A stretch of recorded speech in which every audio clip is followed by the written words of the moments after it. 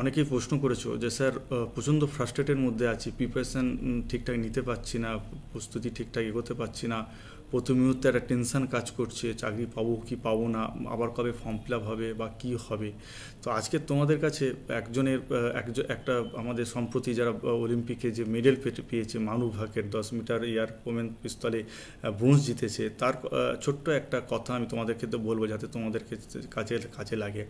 তো এখানে একটা কথা বলে রাখি, তোমরা যে বারে বারে বলো ডিপ্রেশন হয়ে যাচ্ছে, ডিস্ট্র্যাক্ট হয়ে যাচ্ছে, এক্ষেত্রে তোমাদের কাছে কিন্তু মানু ভাকের এর স্টোরিটা পড়া উচিত। যে মেয়েটা 2020 সালে টোকিও অলিম্পিকে কোনো পদক পায়নি এবং তারপর সে সেখানে ফার্স্ট্রেট হয়ে খেলা ছেড়ে দেওয়ার সিদ্ধান্ত নেয়, কোচের সাথে ঝামেলা হয়, তারপর আবার সেই মেয়েটা ফিরে আসে, সেই কোচের সাথে আবার বন্ডিং করে, সেই কোচের আন্ডারে ট্রেনিং নেয় এবং বিশ্বমঞ্চে প্রথম ভারতীয় ওমেন শুটার হিসাবে সে ব্রোঞ্জ জেতে।